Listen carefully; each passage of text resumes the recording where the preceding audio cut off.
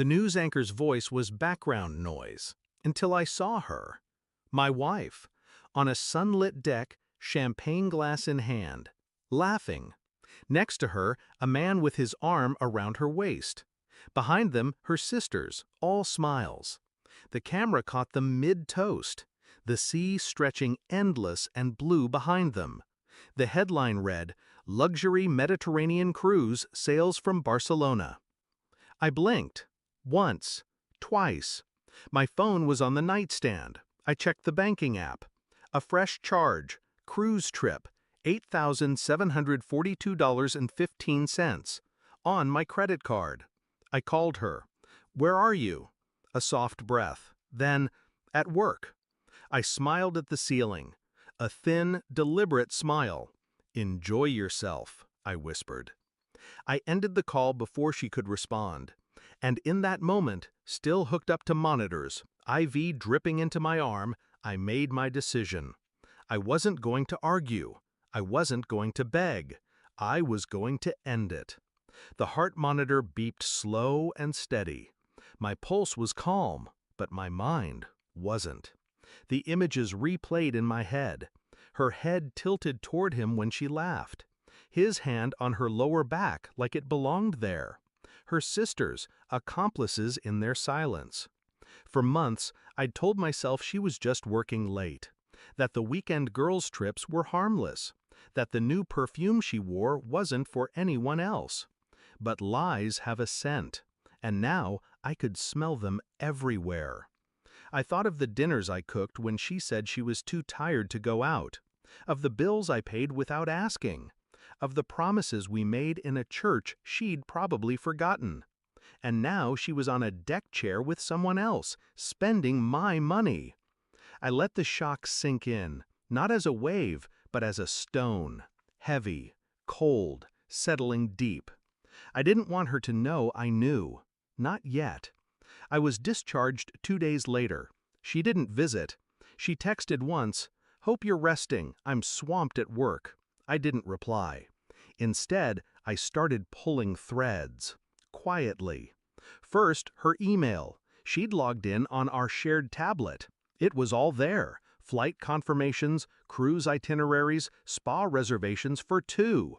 The man's name appeared more than once. Then her credit card statements. Hotel charges in cities she'd never mentioned.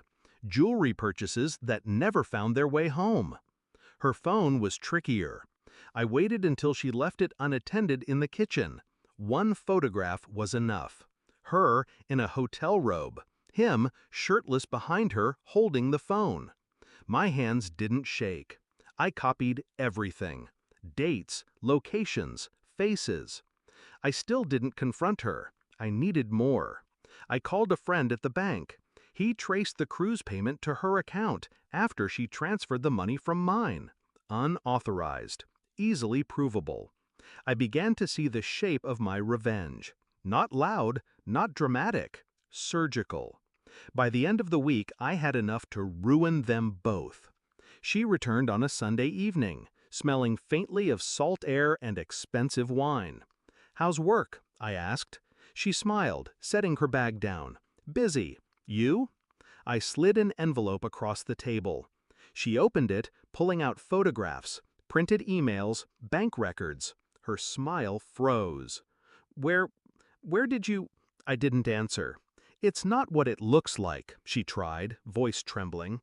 I leaned back in my chair, watching her flip through the evidence like maybe the pages would rearrange themselves into something less damning. She looked up, eyes wet, searching for anger, for shouting, for anything she could work with. I gave her nothing. The next morning, I made 3 calls. First, to the bank, filing a fraud report for the cruise charge. Account frozen. Second, to her employer. Anonymous tip about misuse of company time and funds, supported by time-stamped photos of her abroad during claimed work hours. Third, to her boyfriend's wife. She answered on the second ring. I didn't need to say much, just enough for her to know.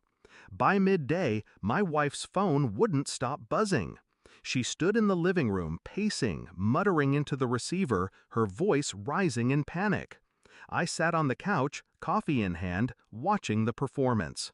When she finally looked at me, her expression wasn't guilt, it was fear. Good.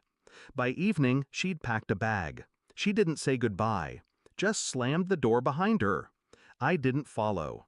The apartment was quiet, the kind of quiet that feels like clean air after a storm. I walked to the window. Outside, the city went on as if nothing had happened. People hurrying, laughing, living. She'd think I wanted her gone. But the truth was simpler. I wanted her erased. And now, she was. The monitors in the hospital had measured my pulse when I saw her on that screen. Calm then, calm now. Only difference, this time, the line was flat.